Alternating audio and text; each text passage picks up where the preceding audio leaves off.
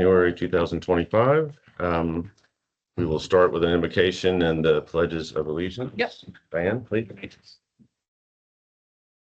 Almighty God, we pray for wisdom and discernment as we gather as elected officials to serve our community. May your guiding light direct our decisions, and may we work with integrity and a desire to make this world a better place. We ask for your mercy tonight, especially for healing for those involved in the wildfires in California. There's so much hurt and destruction and pain that's going on that only your healing touch can bring. And Father, we also ask for your hand of protection over President-elect Trump and all that are working with him. We pray that no evil comes to his inauguration on the 20th. We pray for peace in this land, and we ask this in Jesus' name. Amen. Amen. The pledge.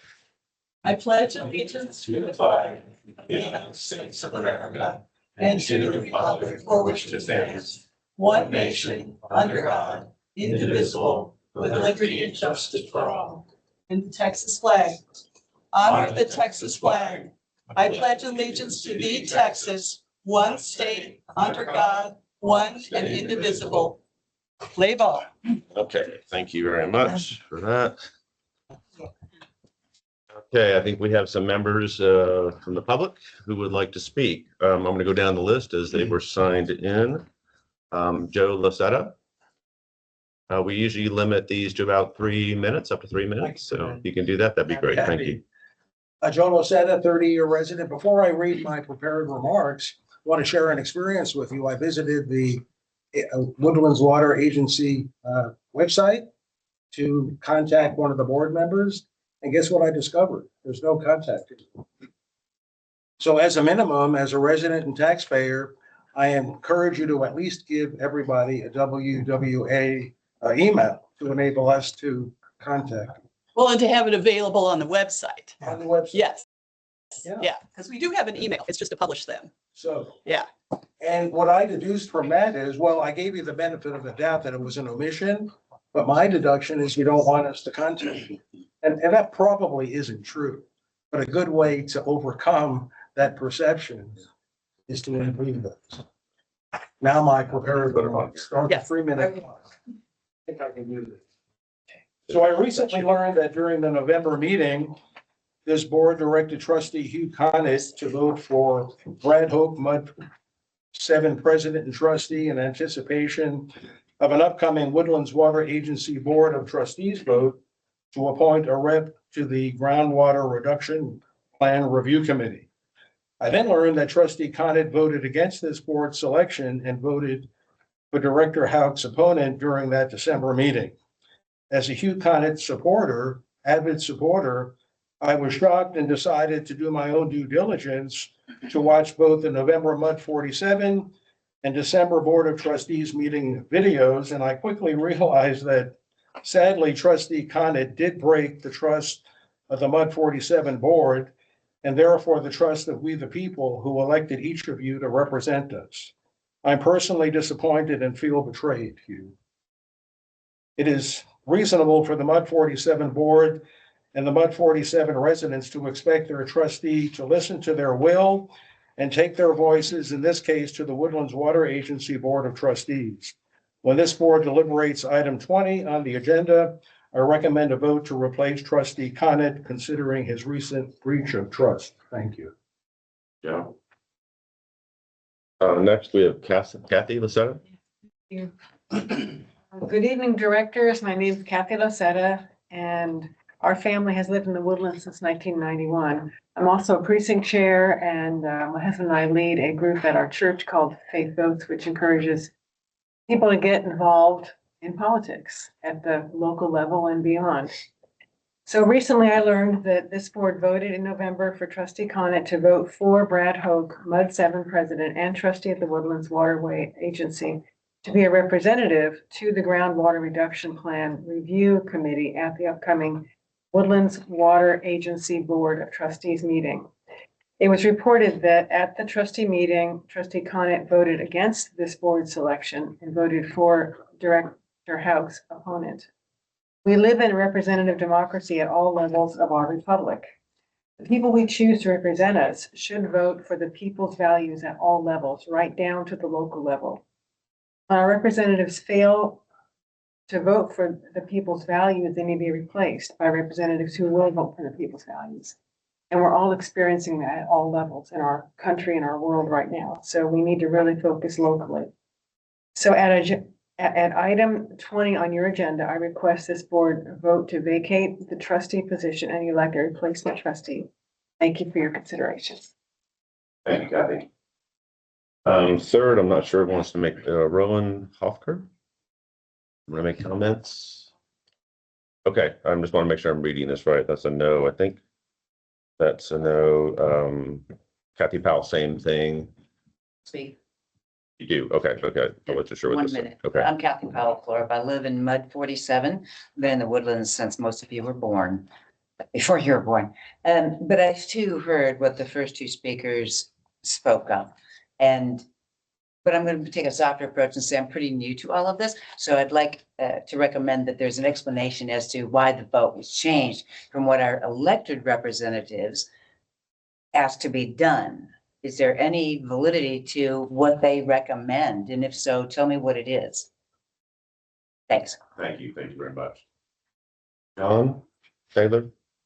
No, yes, no, it's just a question mark here as whether you want to speak or not. I'm not here even know. Sorry, I'm sorry. I said, yeah, I'll speak for a minute. Okay. I'm John Thaler. I'm here as a resident of the Woodlands. I'm also a director in a different Mud 67. And I came here with the intent of trying to, making sure that everybody understood the responsibilities of an elected Mud director, and then the responsibilities of a trustee, thereby elected by your officials. And clearly, from the comments, they do. They completely understand it. So the only thing I want to say tonight is I can tell you I know all 5 of these your representatives, and they're wonderful. They're all smart. They're all capable. They all have your best interests at heart.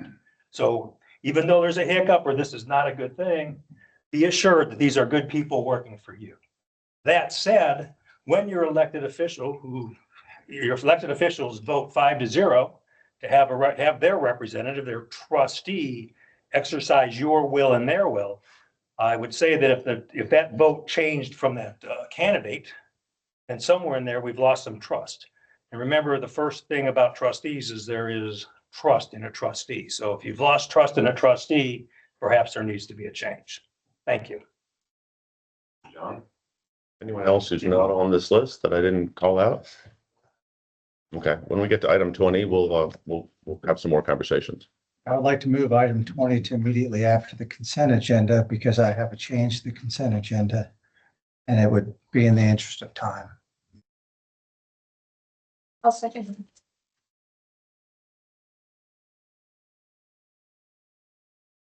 Yeah, if y'all want to do that, that's fine with me.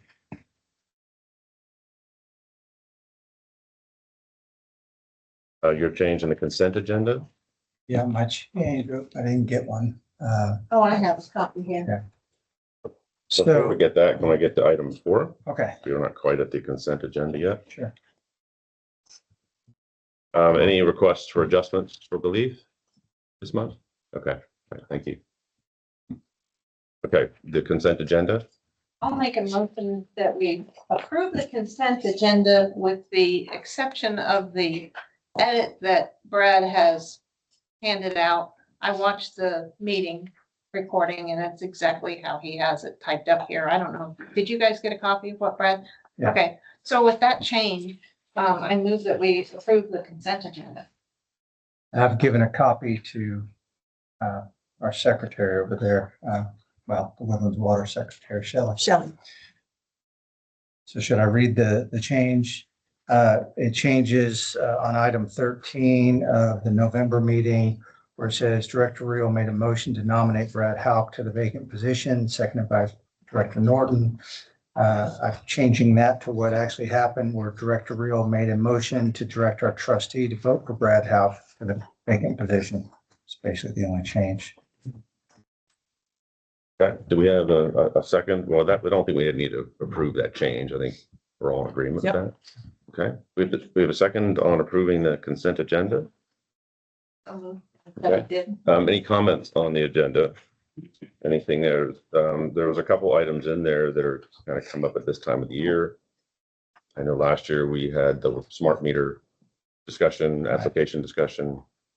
You're good with that That's this ju- year? Yeah, that's just another year's worth. It's another right? year. Right. I assume it's identical other than changing some of the things from last year to this year.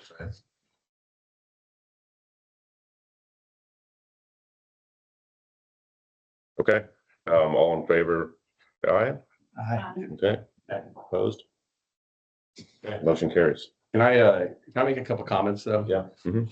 Um, Are we gonna move to item 20? We're moving item 20 forward? are we discussing item 20? Like, so is that what you're? Yeah. Okay. Hugh did vote for Brad Hauk. And Eric was not a candidate. If Eric had been a candidate in November, I would have voted probably differently, but it wasn't an option. Eric's a great candidate for the GRP. So I think he positively should have been considered in November. Hugh had to make a decision. Let's recognize that Hugh, in my opinion, is probably one of the most valuable mud directors out of all these 10 muds. We saw he was able to bring the trustees together on wastewater treatment plant 1. He really did that. I really think that the residents don't benefit from Hugh not being on the board of trustees. I think he was a great guy. But he didn't have a decision to make because we made it in this meeting. So when you direct your trustee, which we don't do very often, to do something and he doesn't do it, he has to be removed from office. I can tell you that I served 3 years as chairman of a board of trustees. I served on that board for many years, and I never once saw a trustee vote contrary to what he was directed to do. And I know plenty of trustees who had to vote against their wishes because their boards had directed them to do that. So my motion was to direct Hugh to vote for Brad Hauk for the GRP board in the trustee meeting. There was a trustee meeting. There was a ballot for the GRP board, and it did get switched. He voted for him the first one, but the motion wasn't vote for the first one, then do whatever you want. If Hugh really felt that strongly, he should have called it back to the MUDs to make a decision. He should have said, hey, look, I'm directed to do something. I really don't want to. Do you mind if we go back to the MUDs? I want to take it back there and present it to him and give you the opportunity to change your vote. But we didn't. We had a unanimous vote. We sat around this table and Hugh heard every single person's vote. He heard you talk about it, he heard Diane talk about it, and he heard Laura speak about it. And the reasons everyone said, I didn't even give a reason. I just made the motion. We don't want the same old, same old. What we've been doing hasn't been working. We do not want a Woodlands Water employee. We do want somebody who is elected as a director in these MUDs to serve. And that came from the three of you, and you were part of that too. And then on top of that, when we were when he was in the trustee meeting, when the vote or the ballot got switched with Eric on it, he asked Eric, would you even have time to serve in this? And he said, well, it would be a stretch, but I can do it. Well, why would you pick the guy who's going to be a stretch versus the guy who's retired and highly qualified to do it? So it really just doesn't make any sense. But bottom line is, he didn't do as we instructed him to. And when you have a trustee, maybe he doesn't have a legal obligation like Brian claims, but he certainly had a moral and ethical one to do that. And if he felt differently, he could have easily just said, look, I'd like to bring this back to my MUD and present it to him before we vote. We could easily go another month or so without someone on that board. Well, or the other thing is if we put a provision, a rule in place that says that if it ends up being a tie, and as I understand it, there was no way to resolve a tie because no one was breaking either way. In this age of technology, you could say, little change in plans. I need a recess for like 10 minutes. You could go out, text all of us and saying, this has happened. Can't do that. But So, I thought that I made the point at the November meeting that it would be better for us to have someone who is on the board of directors in that role. And I made the point, and maybe it's appropriate here to make it again, because from 30,000 feet, the picture is we've got this county where we all voted, 75% of the county said, we want to have a Lone Star Groundwater Conservation District board, and we want to conserve groundwater. That was back in 1975, something like, maybe it was later on, but we did. As a county, we wanted a Lone Star Groundwater District, and we got it.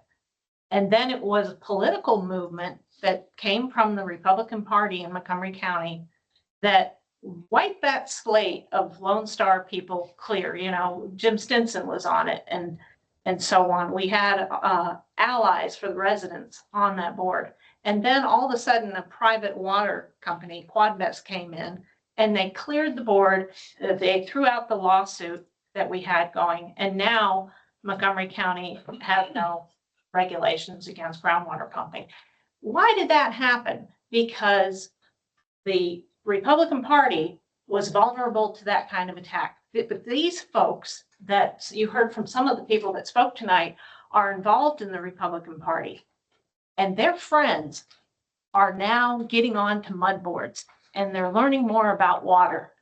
And to disenfranchise them at this point and put another of the same hole on that GRP board, like everybody prefaces everything they're saying with, I like Eric. Of course, you're a cool cat. Yeah, I do too. I like But you too. this I like is an that idea. opportunity for the Woodlands Water. I watched the trustee meeting, and I was just so sad by some of the people that I knew on that board.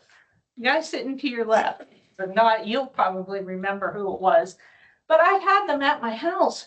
We did the website, the Stop Our Sinking thing together. He's got content on that website, and he doesn't see to have the maturity to say, we have an opportunity here to get someone like Brad Houck, who's involved in the Republican Party. You may not have known Brad before he ran for office, but this guy is engaged in his community. And like John Thaler, who spoke, this would be a powerful thing to lift the county and take all these people that are politically involved and get them more knowledgeable. If you've got someone like Brad Houck on your side, he's got this communication tree of people that are hyper organized and politically involved. And if they're all parroting the same story, but if we preclude them from getting a seat, you're disenfranchising them. You're this county, I don't see any path forward. So you took our trust. This was a big vote. It was a big opportunity to get someone that could really change things, that could change the sauce that we work through. And it makes me sad that Brad Houck didn't get it. I wonder if we can go back. I hope that people that I've worked with on stopoursinking.com can watch this and hear what I have to say and really think about this opportunity that we've let just go by. It really makes me sad. And as far as the texting idea, I thought, to me, it was obvious. Here's what you do. We've got 50 mud directors. Go back and say, every mud director has a vote, 50 of us. I doubt it would have been 25 to 25, and we could have resolved it. Now, I'm of the opinion that Metro Mud shouldn't have a vote. But you all might think that's extreme, but I am so pro-resident. Come on, guys, well, let's get the residents to speak. And here they are, and they have, and you've lost my trust, and you will do things unilaterally. I think you're very confident, and you will do, and you will think that we will all follow suit. But I, for one, campaigned my tail off. And to think that I just, do you think I'm doing this just because I want to per diem? I am a vote. And to shut me down so completely, to kick me out of everything and don't talk to me for a year, and then you want to contact me. No, I'm a voice on this board and I appreciate you're allowing me the time to talk about this right now, but I'm extremely disappointed. Just one last thing. What Hugh brings, what he's done on the Board of Trustees. So I don't want us to, this is by no means taking away from the GRP. That's important, but there's a lot of factors in this world of water. Wastewater treatment, one, aging infrastructure, asbestos concrete, and Hugh's corporate experience, years with Chevron. We're leveraging that. The residents are leveraging that. So I don't want this to be a short-sighted decision. I don't know which is more important, but by him not having a vote and a voice on the trustees could really cost the residents a lot of money in the long term. Or could save I'd like a lot to of money. Yeah. I'd like to make some comments if I could, and certainly to address some of the residents that are here who had some questions. So we did have a nomination slate here at our meeting, our MUD meeting, and it was indeed a resolution was made, and you directed me to vote for Brad Hauk. And on the December 11th meeting, that nomination came up with Kim and Brad, and that's exactly how I voted. That resulted in a tie. There's no method to break the tie. And so we talked about the pros and cons of what we do next. At that point in time, Eric Peterson was nominated, and he was given a chance to talk about why he thought he would be effective in that role. I personally believe that it should be a water agency role. I told my directors here that night, but I said, I support your decision. And I took that into the vote 100%. They asked me to vote at the trustee meeting based on the two candidates we had in our previous month's meeting, which was Kim and Brad Hauk. And that's how we all took that vote. And that's how they directed me between those two candidates. When Eric's name was thrown into the hat, then the whole complexion of the election process changed in my mind. Kim, I thought would be very capable. I thought it would be good for her. I thought she would do a good job. She certainly has Eric here to help her work through that. But when you put Eric in that role and you compare Eric to Brad, you have a very, very different contrast. You have a man who spent his life in the water business, who is an engineer in the water business, who has helped direct other MUDs in the water districts all over the state. And it's hard for me to imagine how you could find almost a better candidate. One of the points that came up was, Eric, do you have time? And you're right, Brad. I did ask Eric that directly because I wasn't sure Eric wanted the role or if he had the time to do it or if it would put him in an awkward situation. And sometimes it's not. Sometimes you want somebody else to go to the meetings and kind of carry the messages forward, to maybe quote unquote be the bad guy and not be the one in charge doing that. And I wanted to give Eric that opportunity to say that and out loud because I couldn't conference with him on the side. And so I asked him two questions. One was, Eric, do you have time? There were quite a few people saying that Eric didn't have time. I thought I should ask Eric himself. Yeah, he's the one that's going to commit to it. And his response was pretty clear. He didn't say kind of, he said absolutely. And he actually pointed to Kim and said, Kim's come along really, really fast. She's helping me a lot. And she's taking a lot of things off of my plate. Things that I were just covered up with. And maybe if you'd asked me that question a couple months ago, I would have answered differently. But Kim has helped tremendously as the deputy GM. And so he said very clearly, yes, I can take on this role. My second concern. Oh, he and didn't question- say that. He said it would be a stretch. I don't believe he used those words, but that doesn't matter. I was asking Eric, and Eric was responding, and I don't think anyone listening to that would think that Eric was saying, well, I'm not sure I can. He was saying, absolutely, I can't. The second question I asked him, because I thought it was almost just as important, was that being on that committee, would that in any way affect his relationships throughout the kind of water community? Especially if he was going to be in an adversarial role at times. And you know how relationships work. Sometimes it's not the best thing to go in and be an adversarial. Well, somebody you have to work with maybe down the road. And I asked him, do you have any issues with that? And he said, absolutely not. There's nobody on that committee that would have any issue. I gave Eric two chances to say no to this role. I could have voted again for Brad. It would have resulted in another tie. And we could have been doing that all night long and still ended up with no tie. There was no method to go back to the MUDs at that There's point. no need to pass it right then. I could have abstained. Easily waited a couple months. I could have abstained because I wasn't authorized to vote, Right. in which case Eric would have won. There was no path for Brad to be on this board because he had 5 votes against him and he needed 6 to win. And he's not going to get, So you he's could have not brought gonna, it back to the MUDs and then we could have discussed it again. and made it- I don't have unilateral control over the process of the trustees. Right, but you could have made the motion. Otherwise, you were directed to do something and you should have stayed with what you were directed. You were the only trustee who voted contrary to what he was directed. I think- Your 2 points don't address my And- concerns at all, and I aired them out in November. That we need to have someone outside, and look at all the other boards that have appointed people to the GRP, like the Conroe City Council. Did they pick some staff member? No, they got Harry Hardman on there. If you've got a board that knows what they're doing, you know, they're gonna have their person represent them. So in They're the, like- so if I could just finish my final point, I think it's really probably maybe the most important one. In Eric's discussion and his commentary back to the trustees that night, he said, actually, I would like Brad to be involved. It would be wonderful to have his expertise, his experience, his passion, his energy to continue on that role and help me if I am nominated. This is Eric talking.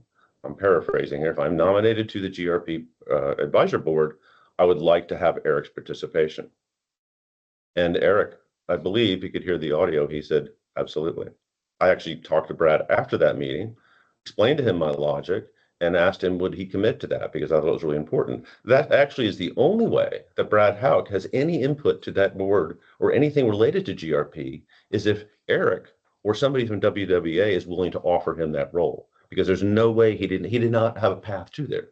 So in my mind, because he only had 4 votes, okay? There was no scenario where Brad Houck gets on that position. But if it went So- back to the boards, we might have had another candidate.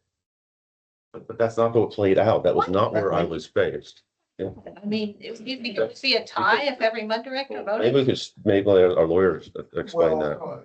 I think the River Authority, when they formed the GRP, gave a position to the trustees, and votes by the trustees, votes that are authorized by the trustees are made by the trustees. So, you know, we've talked about it many times. When votes go to the MUDs, that's an advisory vote to give direction to the trustees, but that's not a binding one. It's to, you know, give the trustees direction for the vote. But at the end of the day, it's a trustee vote. So you couldn't do it with I mean, it's, you know, it's an interesting idea, but you couldn't do it with an individual MUD by MUD vote. It's a trustee vote. So I want to wrap up. I want to wrap up if I can. So the outcome actually, I think Eric has actually already had some discussions with Brad and has gone through an introductory meeting with the SJRA, and Brad will be involved. I want the residents to really understand, I have put an incredible amount of hours in this trustee role. I'm one of the few that reads everything, absolutely every word that's put in front of me. And I think you've asked almost any trustee what my role is and how I carry myself and the way I position my thinking and my questions. It's not because I have some ideology that I'm trying to pursue. I'm trying to find the best answer for our residents. I've had a lot of influence in helping that board coalesce and to find a path forward on this wastewater treatment plant. Just last week's meeting, we had alignment for the first time in the 1,000 days that I've been involved in this role, with every trustee committed saying, we're going to follow this process and get to an answer so we can make a decision about that plant, whatever it may be.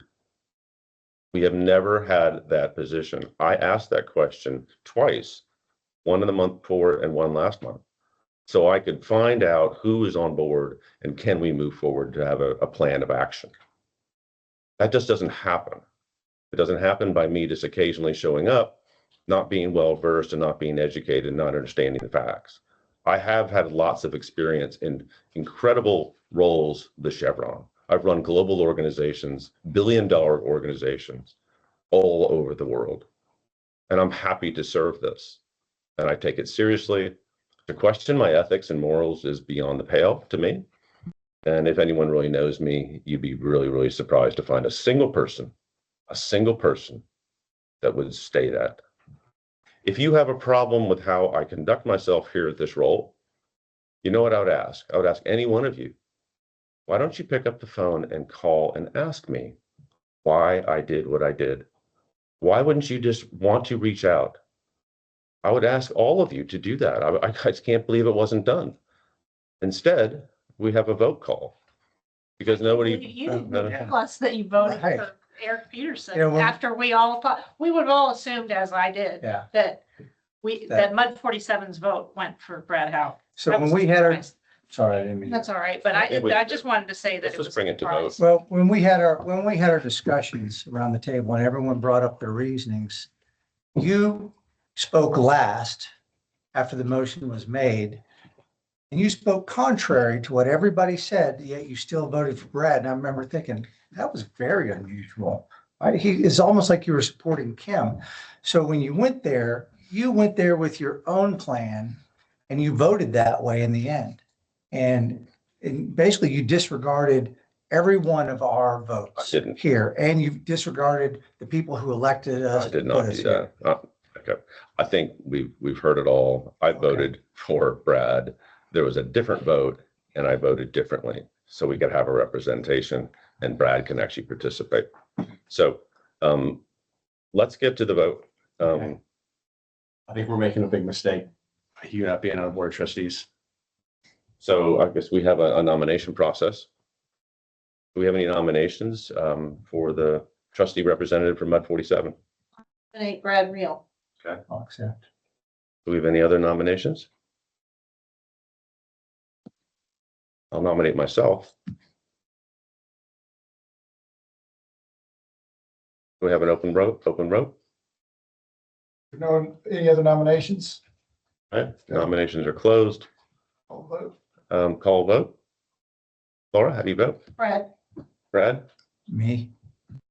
Craig, You. Diane? I'm gonna abstain. I'm very conflicted here. I really am. There's, on the one hand, I see all of the work that he has put in. And I think we've got, and like I've been directed by a lot of people that block walked on behalf of both of us. You need to find an answer, need to fix this. You need to be a peacemaker. And I'm not seeing this happen here. There needs to be some mechanism in place for if there's a tie and you cannot fulfill the way that we told you to vote, what's our remedy here? And I don't see that happening. I have too much respect for what he was contributed, but I have respect for the other three too. And I can't be a part of this. So. I'm voting for me, by the way. Yeah, so there's not a winning vote, so there's no change in trustee, remains as is. Now, to your point, Diane, I mean, the board, we talked about the history of having the votes come to the MUDs to give direction to the trustee. Again, that's been evolving process over the years. It used to just be for the budget, and then it's kind of drifted into some other issues, and it wasn't planned to be for this particular vote. It was because we had an alternate trustee who was attending for MUD 39, and he said, I'm not the primary trustee. I don't feel comfortable taking the vote. I want to take this back to the MUD. That's how it ended up here for this particular vote. If the board, needs to come up with a policy for MUD 47 for additional direction or guardrails for votes for the trustee, that if it's not, for this instance, if the vote, fails for whatever reason, and so it's going to be an altered vote, then that needs to come back from MUD 47. You have direction for your trustee to bring that back to your board. You can do that for your board. You can have that. as Because I think direction some of the concerns from the people that have called me up are basically two things that I need to get back with folks on is that one is how are we going to resolve the Brad Hook issue?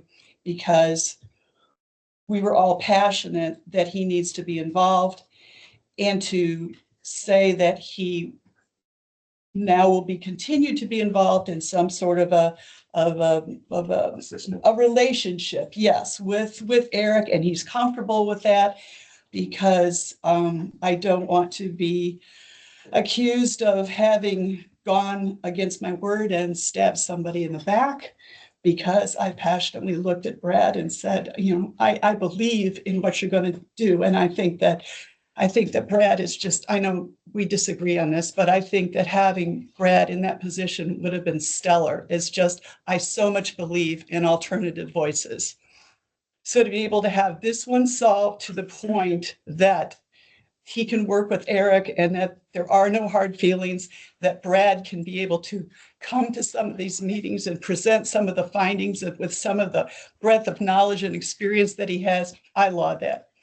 The second thing that was brought to me, and I know, Jack, you're watching, is that he goes, I feel so let down because he's a solid Biden supporter. And he goes, we got Kamala Harris out of no place and figures that the Democrat Party has abandoned me. And so he said, you have to go in and put forth to your people that when you come to an impasse, that it's a 50-50 decision, and that if no other MUD has this rule, then at least for 47, what do we agree on that if the trustee goes forward and it's an impasse and he's like, this is going to go nowhere, what is the remedy? How, I mean, do we say that we all agree that if we can't do that, we table it?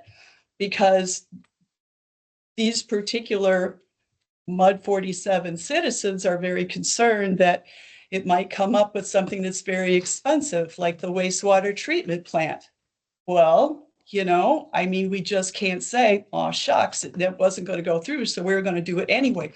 We need to make sure that whatever it is that we as MUD 47 believe that, and we have the confidence that our trustee is going forward and he's going to vote all of what it is that is our request on behalf of all of our citizens. If it comes to an impasse like this again, what is the procedure here? Because you just told me there isn't any. Well, we don't, And I can't go forward with, there isn't any. We need to make a plan. we don't direct our trustee to vote very often, but maybe once, twice a year. We got more votes coming up, We certainly do. and important ones. I think maybe this is a good learning experience for us, that in the future, when we make our motion, we build it into the motion that we make. So that I'm with you. so that there's clarity when Hugh gets in that meeting. But he can Accountability. still do whatever he wants, right?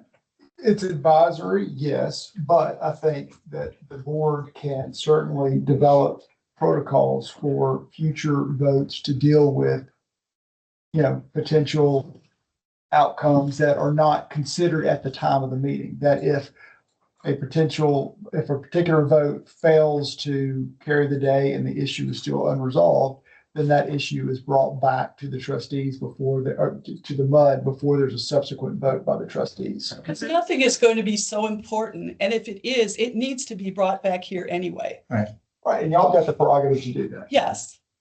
The trustee just doesn't have the unilateral right to be able to bring things back and stop a vote, right? Unless it's seconded, and others want to do that, right? So I'm fine with that. I'll support this 100%. Yeah. And I've always taken our votes just as we have talked about them. Now, there are some administrative votes that I do as co-chair of the Public Education Committee and on the Personnel Committee. That we do have votes and motions and things like that. We probably need to get into the details of how that role actually plays out, in my role in these other two committees as well, so that we can understand. I can't just not vote, and you know, there is a functioning process. So we can talk about that. I don't think we need to do it tonight, but let's put it on an agenda item for the future. We can figure out all the different ways and times what I have to do, or that any trustee is sitting in this role, and you feel confident that you're getting the outcome that you're looking for. I'm not running a dictatorship here. That's not the way I roll. I've never done that in my life.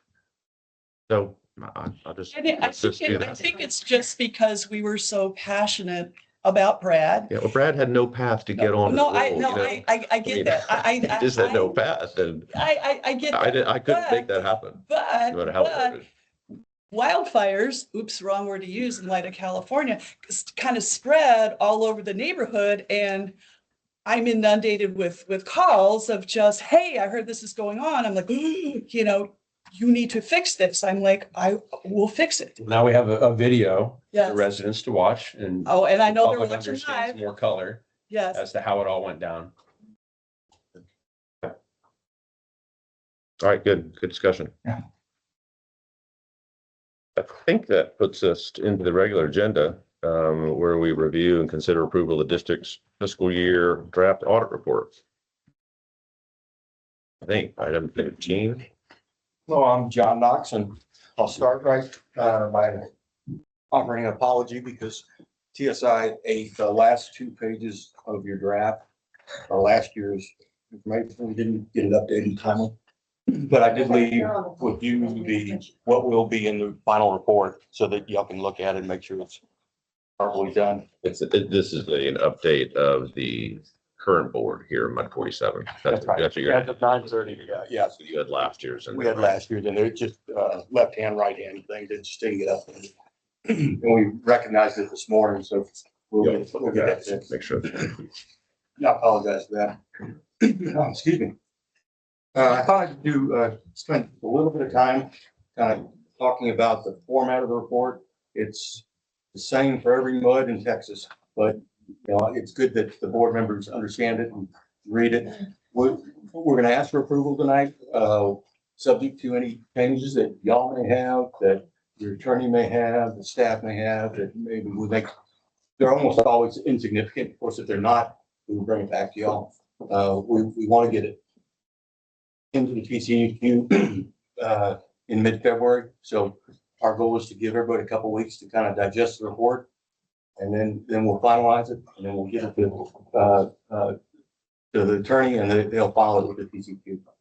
So if we have comments, do we direct those to you? Yes, or you can send them, Martin, so you can direct them to me, whatever's easiest. And your attorney is continuing to look at it, and they spend a lot of time on the disclosures. Make sure we're saying the right thing to the public in the notes. Page 1 and 2, their opinion, it's what you pay us for. With a long opinion, it kind of outlines what this audit's all about, what our responsibilities are, what your responsibilities are.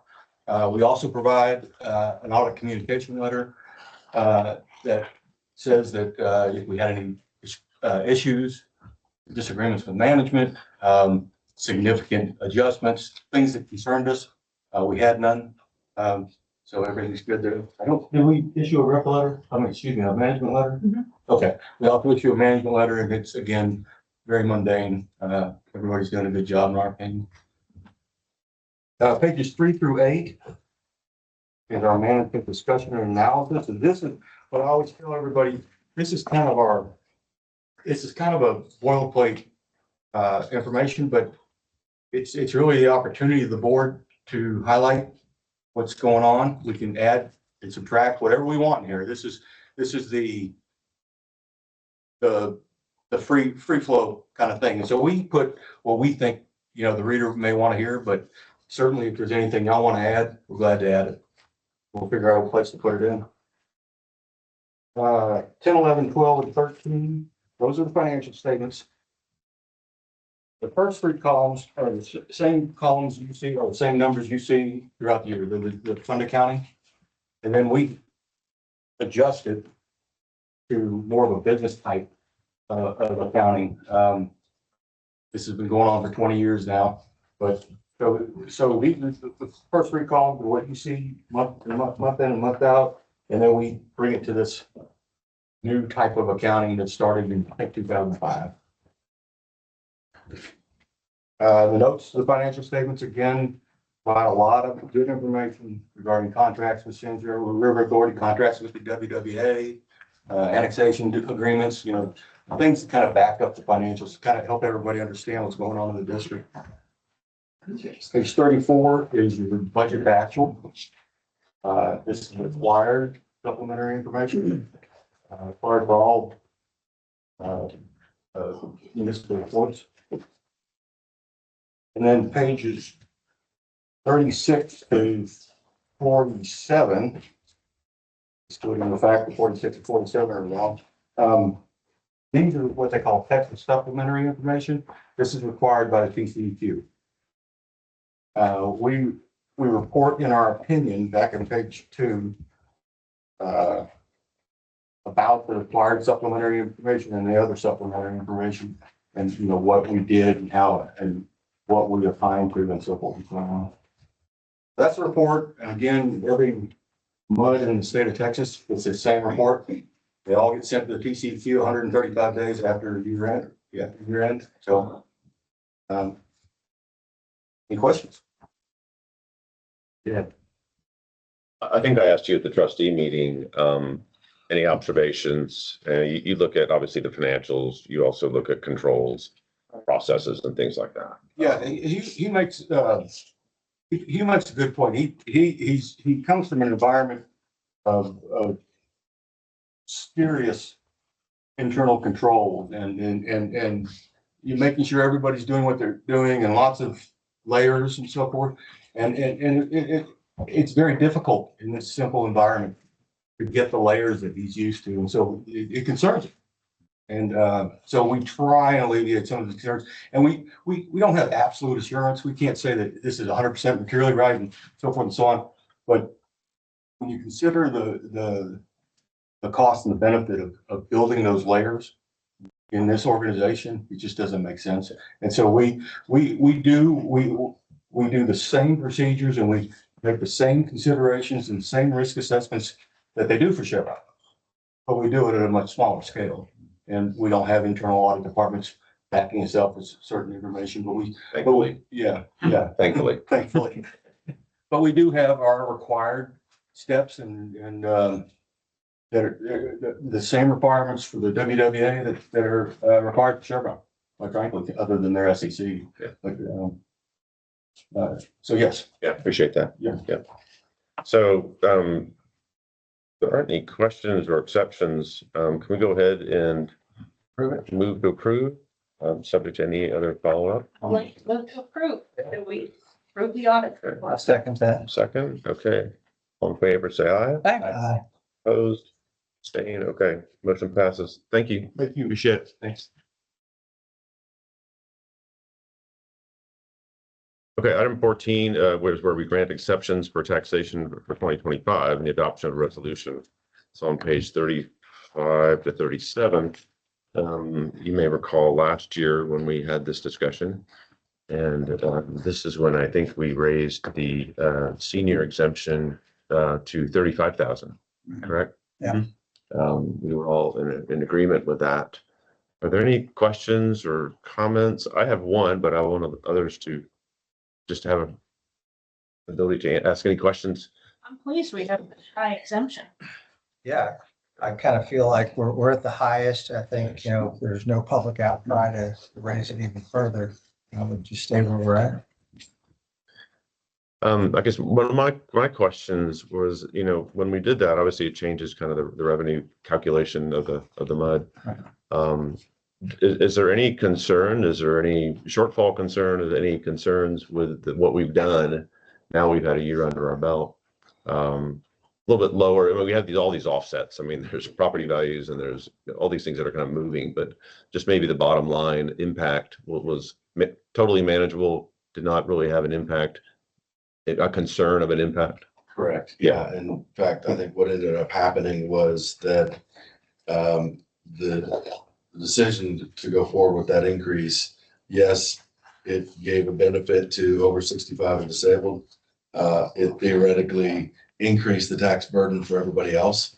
But what happened when you set your tax rate, as you identified at that point, that the appraisal values within your district were enough to essentially offset some of that increase that would have otherwise gone to the customer. So it had minimal impact across the board to all taxpayers. Okay. So you are on not just, you can see how you relate to the Woodlands MUDs, but you are definitely industry standard, higher than most. as Top well. 1%. Yeah, You're pretty but high. we've got a lot of retirees in Mud 47 and that's a good benefit for them. Sure, sure.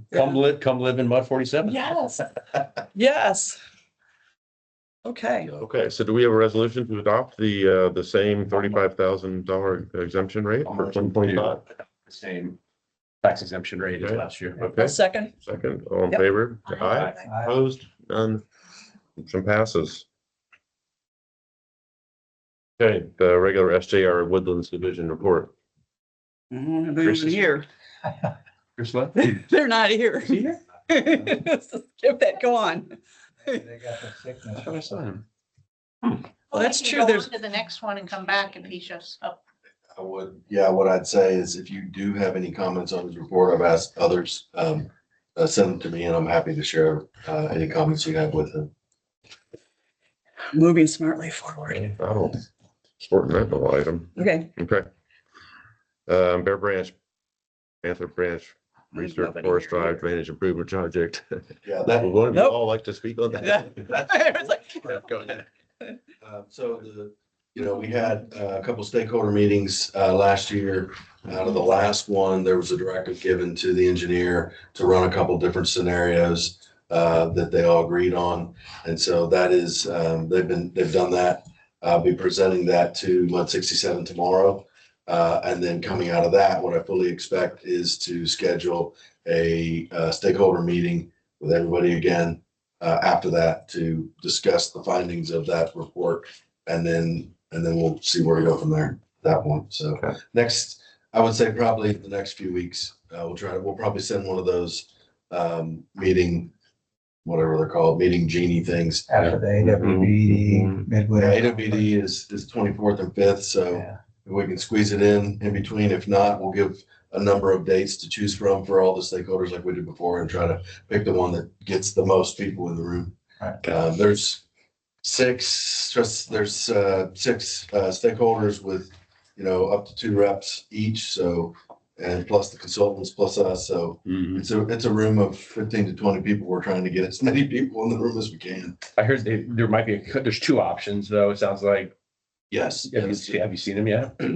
I've read through the report. I think it would be valuable for the engineer to kind of walk us through what their thoughts are. Because I think there's going to need to be a little bit more look to develop maybe one, to see if, as far as the cost, there's no cost in that. Oh, okay. It just kind of identifies, this is what the result would be if we did this option. This is what the result would be. When I say result, the result is the reduction of water, water level on the streets itself, which neither of the options got what the original option was going to get, if that makes sense. Yeah. So that was contemplated In as front of the high school. a couple feet, correct. And this would, on both cases is less.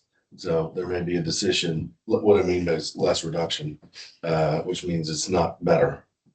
Oh, I See see. what I'm saying? I see. Yeah, instead of reducing it by 2 feet, roughly 2 feet, it's less than that. Yeah, got it. So it wouldn't be as much. Better, but Yeah. so what's the cost versus benefit? Correct. And that hasn't been established within that. So Yeah, I think okay.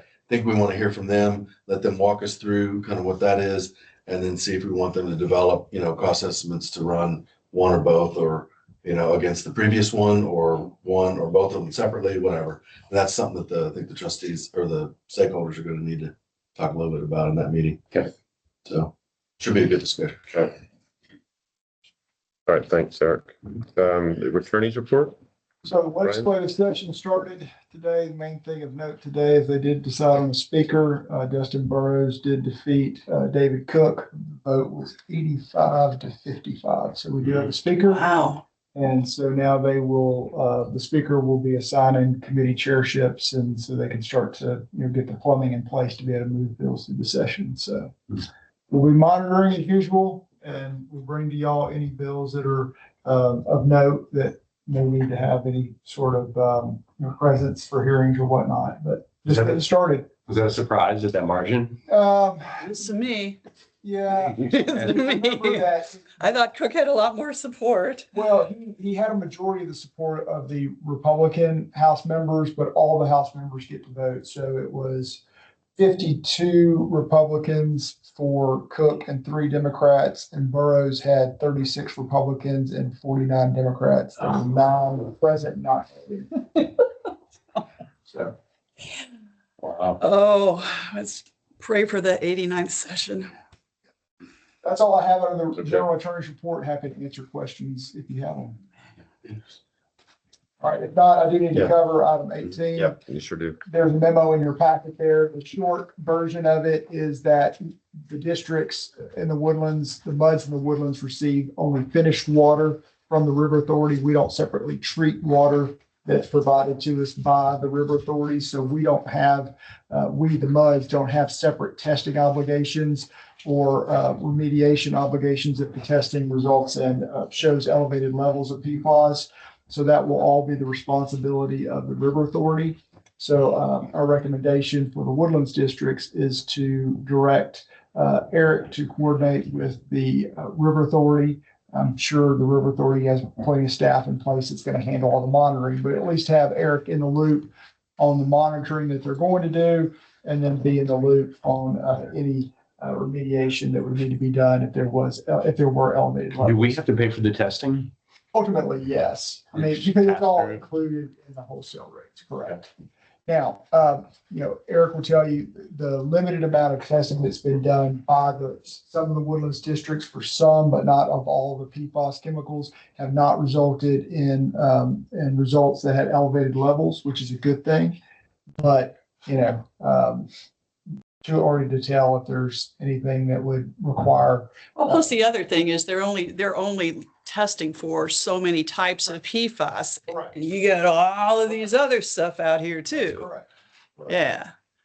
So it's kind of like getting a flu shot. Well, it's good for these strains of flus, but there's all these other flus out here too. And there's a long runway for this. You'll see in the memo the Yeah. actual treatment to reduce elevated levels would not be until 29. So testing will be starting in 26 to determine if there are any issues. The testing needs to be completed by 27, and then you've got 2 years to remediate if that's necessary. So do you see like with Lee Zeldin coming in and taking over the EPA, that he's going to be even more focused on these forever chemicals? Generally you'd say the incoming administration is going to be less burdensome on regulation, but everybody wants clean water. So I don't really see a movement there. Forever chemicals is a problem. Right. Clean water, yeah, we all want clean water, but PFAS is getting to be a bigger and bigger problem because it keeps growing, and what are you going to do with it? Yeah, I mean, speculating, be, frank about that, but, it doesn't seem to me that this is a political football that would have a change in approach from one administration to the next. I mean, there's plenty of things that are, Right, and you're right. going to see some significant changes, but this one on the outside looking in doesn't seem like it's one of those politically, tinged issues that's going to result in a change in approach once the new administration's in place. It's in your food, it's in your water, it's in your clothes. It weakens your immune system. I mean, it needs to go to the top burner because it's bad and it's only getting worse. That's all I have on that item. Got it. Okay, 19. thank you. Any discussion on the 1488? Is there a development there? Which one? And we always have to ask ourselves which one this is. I think that was originally A the carryover from, apartment one that you had heard Yeah. months ago. We put them in touch with the township and Howard Hughes, just talk about capacity. Okay.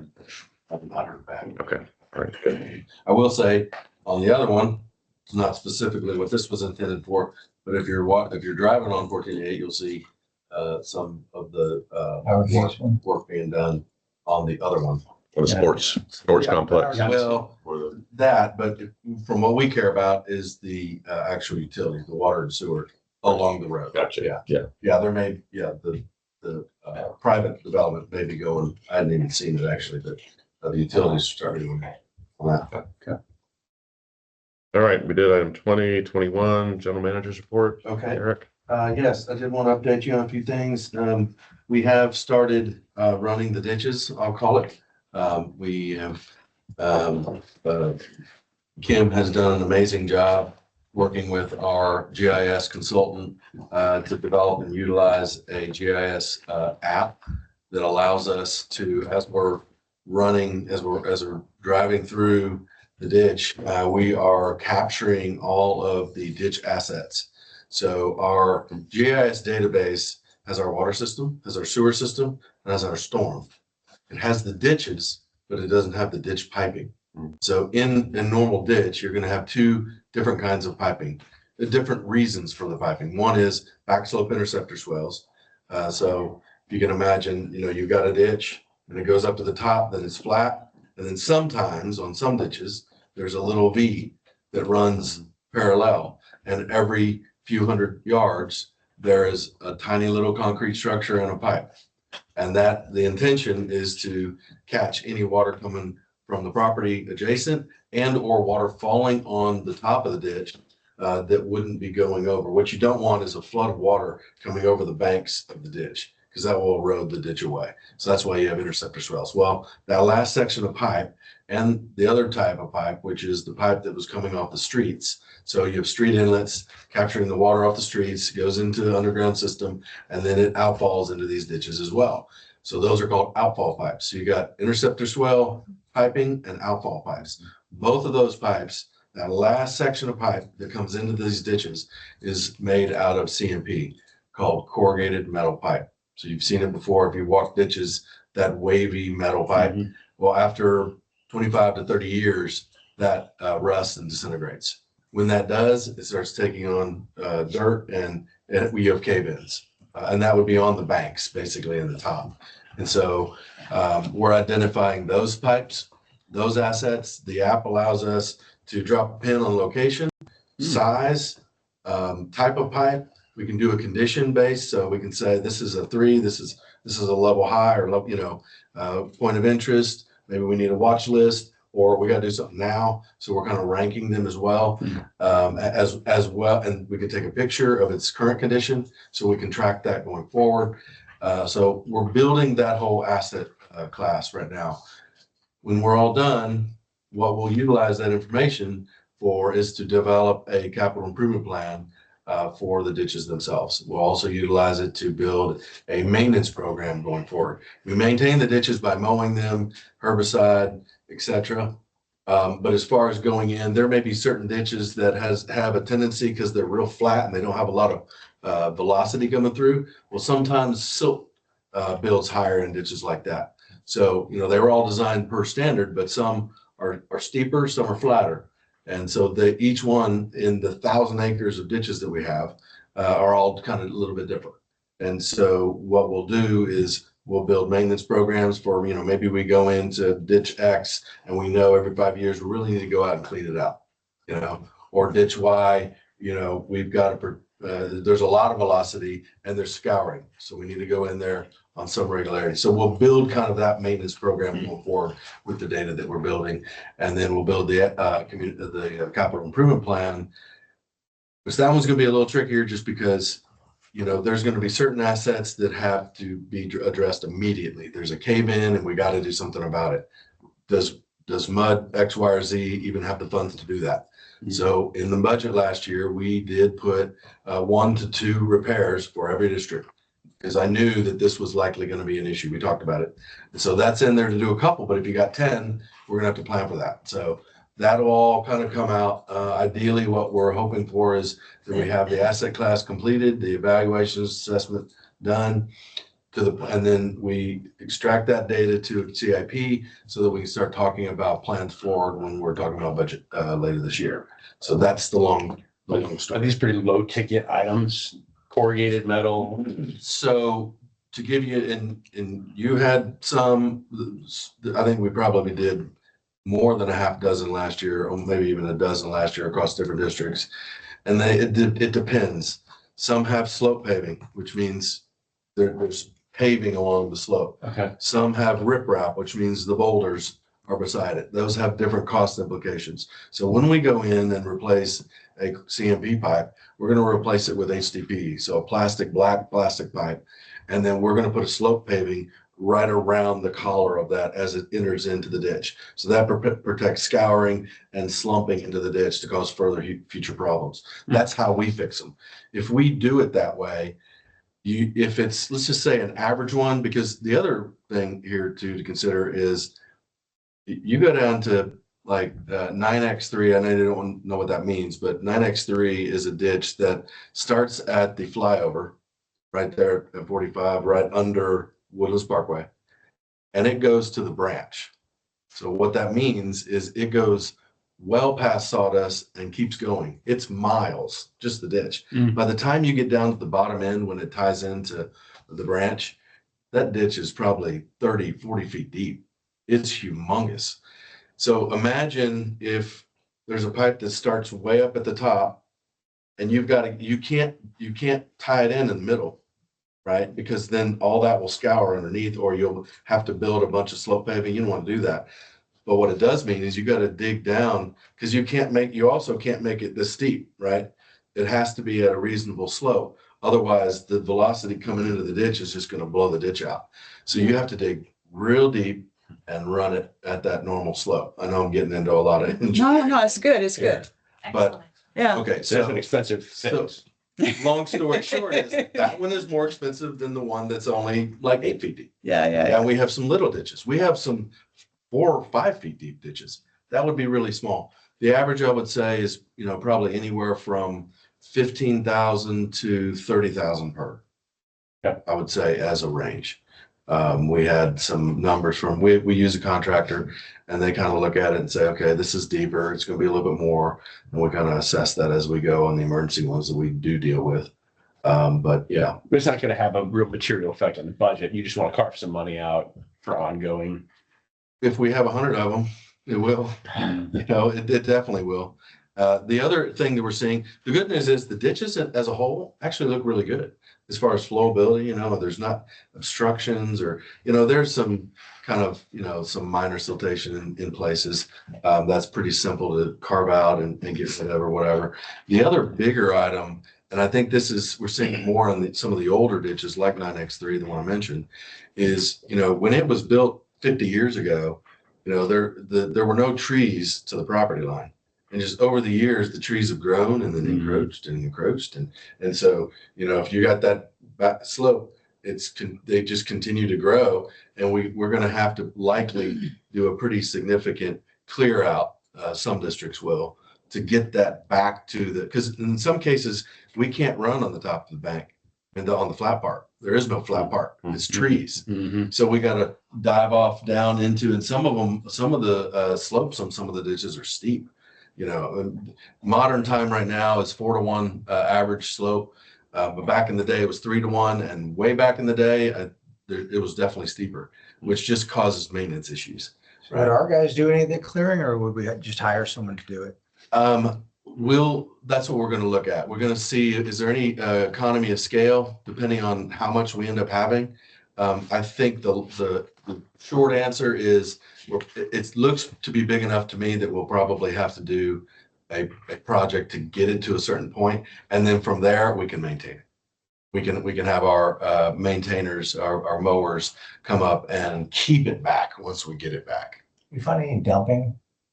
Not much. No, I don't remember any. not really. Yeah. No. That's good. Yeah, it Yeah. is good. Nothing. I can't even remember any so far. Yeah. So sorry, that was a No, long. good. I No, it's appreciate good. that. I like the story time. This is, Yeah. I mean, And I'm telling you, where we're at and where we were and where we're at going to be is light years from where we were just a couple months ago. Awesome. And Kim has done incredible just to get us there. It's awesome. I couldn't have done it, Well, technology makes a big difference. big time. So she was a good hire. Awesome. Good job. from the guy that does HR. I mean, Did want to point out, AWD is in a couple weeks, 24th and 25th. So a few of us are going to that. I did not to open up the GRP discussion, but I did want to give you an update. I did, as Hugh mentioned in that meeting, I did offer to the trustees to commit to keep Brad involved, and I have done that. So right now I have been through an orientation from the GRP, and they gave us a binder and had a, we kind of talked through some things. I have a copy for Brad, and I mentioned that I've already talked to Brad about it.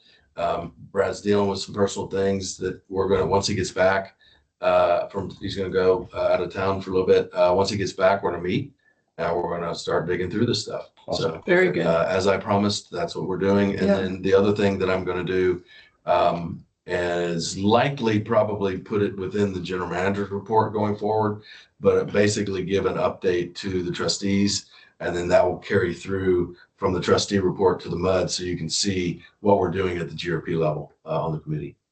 Right. So I've made that commitment and I'm doing it. Thank you. Yes, thank you.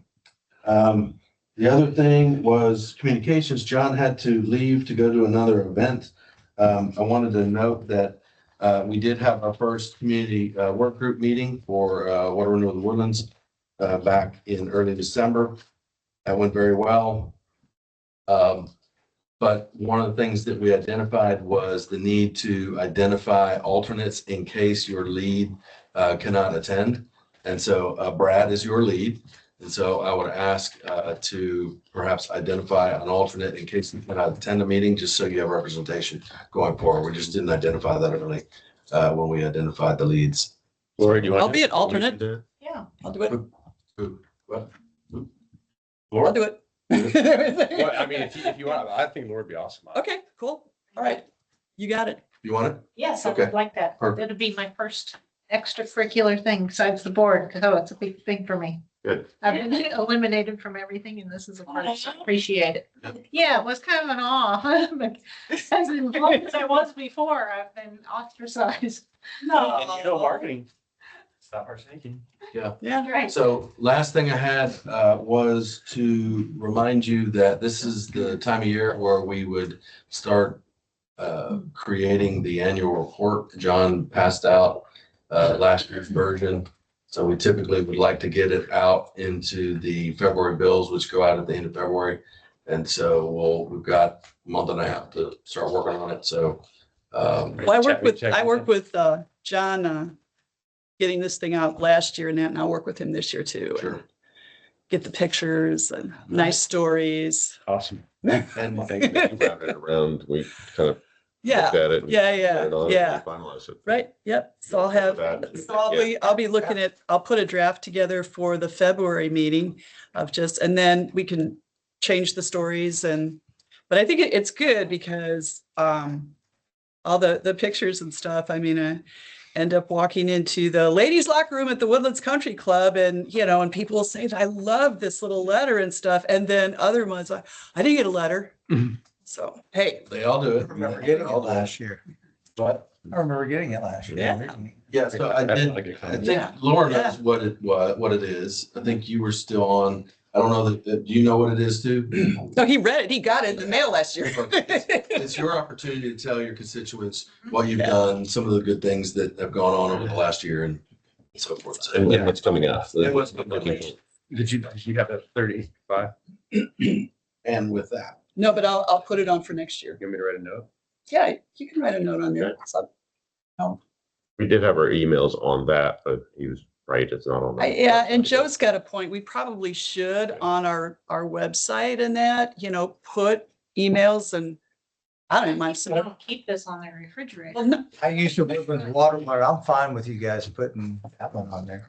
Yeah. Is that a John move to get our emails on the website? we can. I think previously it was kind of a policy to not, but certainly we'll do whatever you want.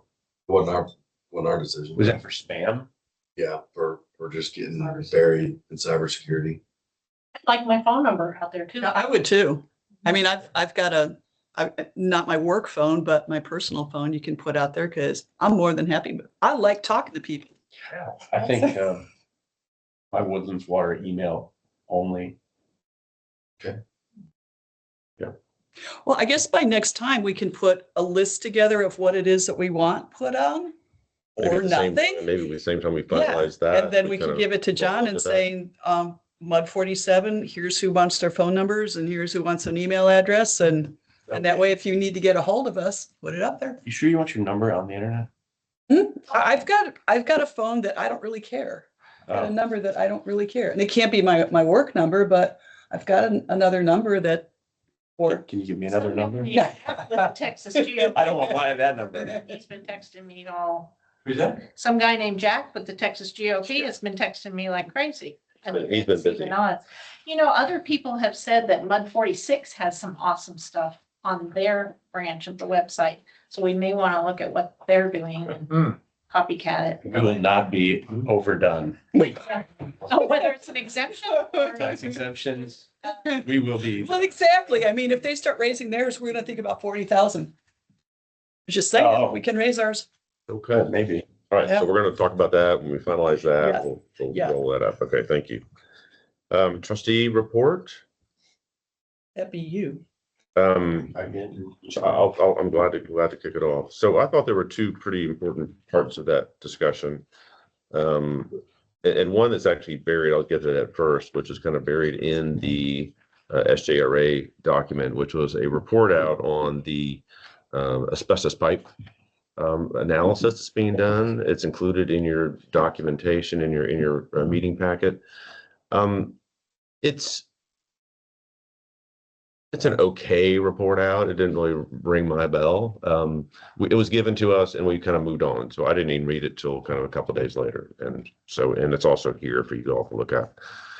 I think the message got through there, but I was looking for some more feedback. I'd love to know what the first kind of testing looked like. Did we find good pipe, medium pipe, bad pipe? I know it's early days, but still, I think there's enough testing that was done on about 7 or 9 samples, I think, based on repairs that were done.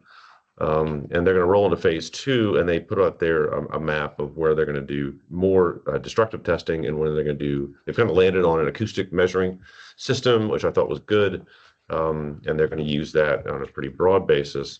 I don't think any of that touches the town center lines. They're only going to do destructive testing there. So that was another question I had, which I think we can follow up. I was hoping Chris would be here because I had those questions for him tonight.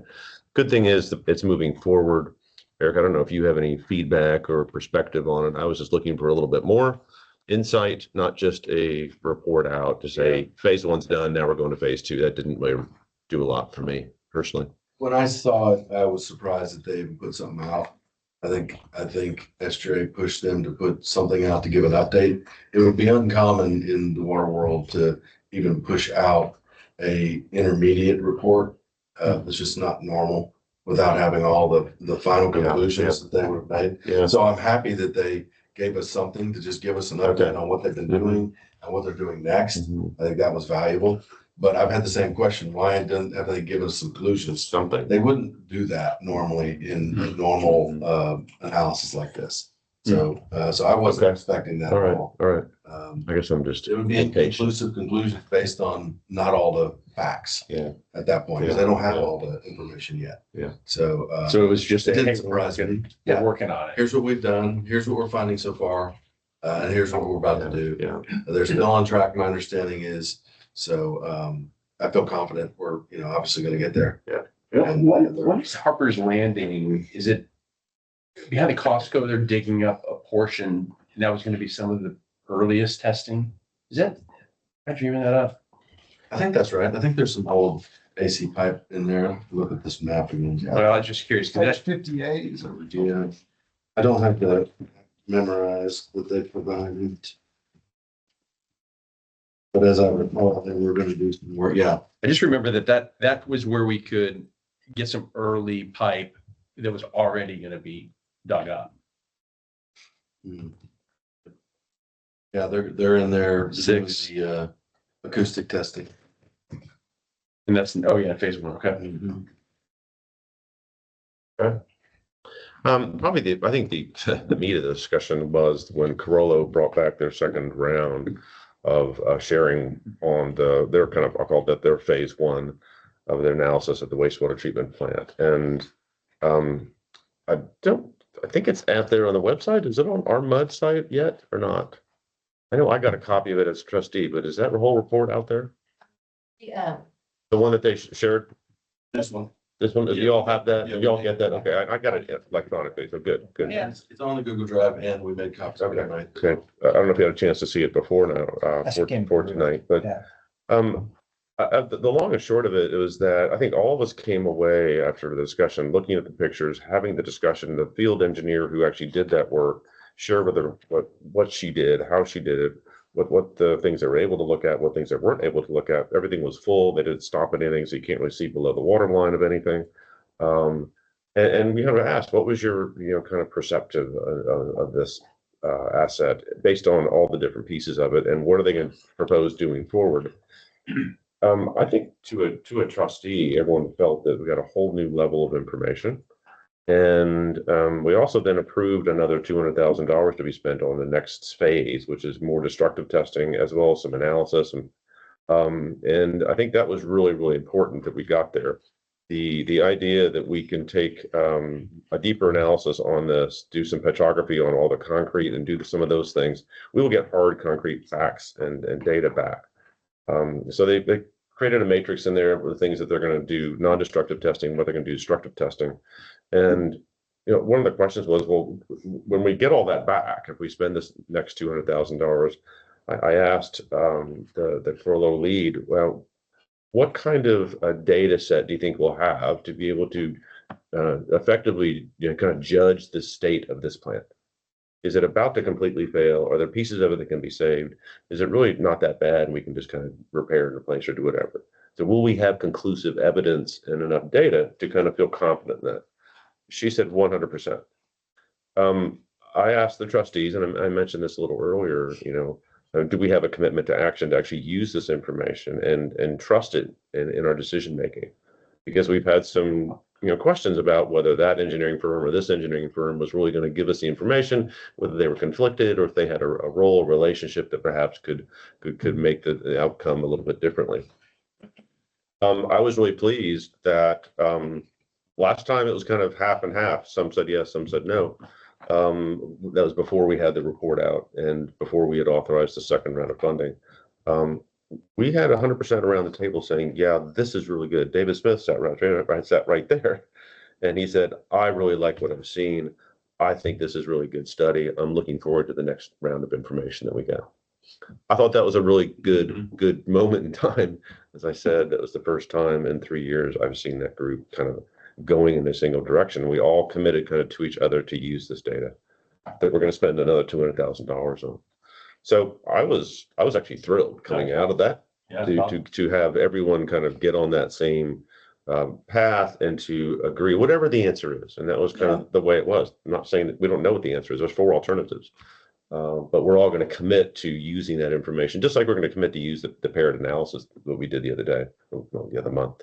So those 2 pieces will come together, the data and the analysis that we all did on ourselves. And we're going to kind of hopefully have a commitment to action so we can actually do something and not be here 2 or 3 years later wondering why we're not doing anything. And spend more money. And the thing continues to fail and fail and fail. So It's good that you have the question. yeah, I'm happy. I think that was a really good presentation. One of the questions I think Kent Maggart asked it is, are we kind of in an imminent failure kind of mode? Could something happen that this thing just completely fails? And she said, not likely. I mean, we have 2 basins that aren't usable. We have 2 that are left. If one thing happens to them, there's a problem.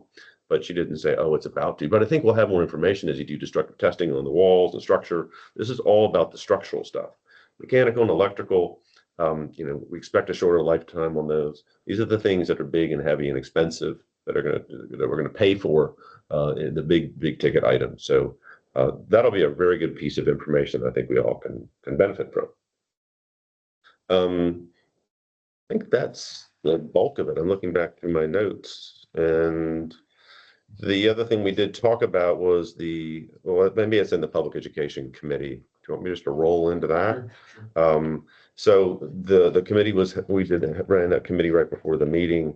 Holloway was there. We went through their whole plan. The second community work group starts I think that's February 5th. Is that right? Yeah. Okay. They have we basically went through the agenda.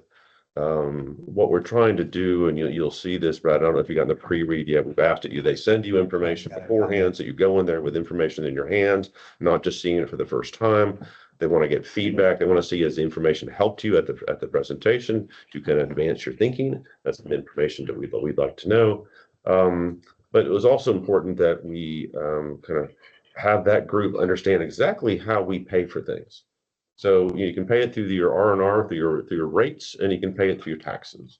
And we felt it made some sense to kind of go through and build up that and what impact that has on a resident, whether they're paying it through their monthly bill or paying through their tax base. And what some of the big investments look like and how we got here and how it may be a little different going forward with different MUDs now all voting together and all being developed MUDs. So that's kind of a little primer I think you're all going to go through.